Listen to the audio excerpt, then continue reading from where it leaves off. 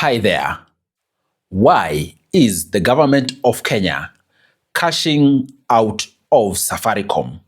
In case you don't know, this week on Tuesday, there was a block trade at the Nairobi Securities Exchange where Safaricom shares worth 204 billion Kenya shillings were exchanged. The government of Kenya stake in Safaricom worth 204 billion Kenya shilling was ceded to the Vodacom group. With that, the government of Kenya reduced its ownership or holding in Safaricom by a further 15%. Why is the government of Kenya cashing out of Safaricom? Maybe share your thoughts down below in the comment section. Why do you think the government sold 15% of its stake in Safaricom to the Vodacom group? For you to understand all these dynamics and why this matters, we need to step back a bit. Of course, we all know Safaricom has been in existence for over 20 years. And the first time Safaricom went public through an initial public offering, IPO, was 2008. At that particular point in time, the government of Kenya was the majority shareholder in Safaricom. It was holding 60% of Safaricom stock, and the Vodacom group was holding 40%. Something interesting happened. The government of Kenya allowed the public to hold share during that IPO, basically ceding 25% of its holding to the public. Therefore, the shareholding proportion became 35% after dilution on the government of Kenya's end, 25% public, and 40% Vodacom group. So, with this recent sale, which happened this week on Tuesday, the government of Kenya's stake in Safaricom has reduced to 20%. Public has remained 25%. But then again, remember, it sold its shares to the Vodacom group through the Vodafone Kenya Limited, whose shareholding increased from 40% to 55%. And with that, now you understand Vodacom Group is the majority shareholder in Safaricom. Having understood the background and also the recent development, why do you think the government of Kenya sold a portion of its holding in Safaricom? Let's look at this strategically and also economically for us to try and make sense out of all this. I want us to look at 4 possible reasons why the government cashed out of Safaricom its shares worth 204 billion Kenya shillings. Let's look at 4 reasons, and also after you look at these 4 reasons, look at the possible positives and negatives of this move by the government. The probable first reason as to why the government of Kenya cashed out of Safaricom 15% of its stake is probably the government urgently needs cash. And I'm saying so because when you look at this strategically, this is coming against the backdrop of a budget which was recently passed and even shared with the public through the National Treasury. And of course, in that budget, there was a deficit. Could this be a scenario where the government urgently needs cash because of its different obligations? And the obligations I'm talking about are probably the budget deficit, external debt pressure, or even need for cash to fund infrastructural projects which the government is running.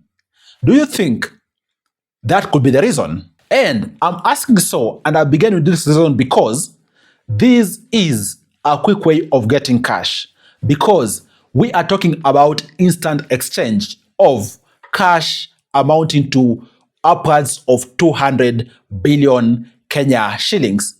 The second probable reason as to why the government made this move could be because the government is looking to reduce borrowing. Of course, The National Treasury even appreciates that borrowing has really pushed the country to some of the extremes when it comes to having that pressure to repay the external debts and service the interests. So, whenever government encounters such kind of scenarios, they resort to different measures. For example, privatizing some of the state corporations. For example, selling some of the state assets, even for example, airports. And in this particular context, we're seeing the government ceding part of its holding in a strategic company in the country, because Safaricom is the biggest company in Kenya, and in fact, one of the biggest and profitable companies in the continent of Africa. So, when we see the government cede a good chunk of its holding in Safaricom, could be an indication of the government looking at how to handle the borrowing pressure by resorting at alternative means of unlocking money as opposed to borrowing expensively. And then the third reason could be the government wants to unlock value, basically make Safaricom more strategic. In matters talks, sometimes a big exchange happens when a company's valuation is very high or its stock price is high, just to ensure there is building on that momentum. Could this be that move by government to see how it can unlock value for Safaricom and by extent for the country by making that big batch sale of its stock at the Nairobi Securities Exchange? I'm not sure. Comment down below. And then the last probable reason as to why the government decided to sell 15% of its holding in Safaricom might be because it wants to pursue strategic partnership. Of course, we all know Vodacom is a very strategic company globally when it comes to telecommunication, when it comes to investing in different communication entities worldwide. Could this be a move by government where the government wants to solidify its partnership with the Vodacom group, or even so pursue other strategic partnerships? I don't know which of these four reasons is most likely the reasons as to why the government ceded 15% of its holding in Safaricom. Which of these do you think is the main reason? Is it because, number one, the government urgently needed cash? Secondly, the government was looking at restructuring the way it's borrowing by looking at alternative means? Thirdly, was the government looking to unlock value for Safaricom? And fourth, was the government of Kenya looking to foster a given strategic partnership? Which of these four reasons do you think holds? Comment down below in the comment section. I want to see your thoughts on this particular matter. Having said that, and already this particular exchange having happened, let's now look at the possible positives of this move and the negatives of this move so that you are aware of any probable positives and negatives stemming from this particular move, where shares worth 200 billion were sold by the government of Kenya to the Vodacom group this week on Tuesday. And the four key positives of this move, of course, first and foremost, there was immediate unlocking of cash. Secondly, there is reduction in borrowing pressure. Thirdly, there is a possibility of increase in investors' confidence. And then, fourth, there is also a pump up when it comes to liquidity. Having said that, the negatives, when it comes to this particular exchange, where the government of Kenya sold 15% of its stake to Vodacom Group, are probably two. And the first one is that government's future dividends are going to shrink. Basically, the future dividends are going to become less because it's reduced its holding.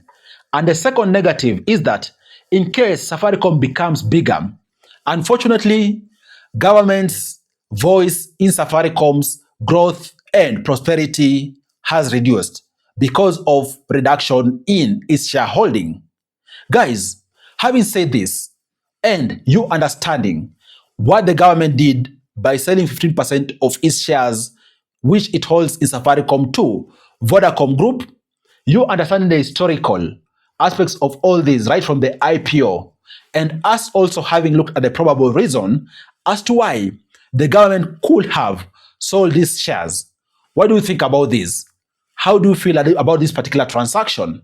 And do you think that was a strategic move by the government of Kenya, or you think it wasn't very strategic of a move by the government?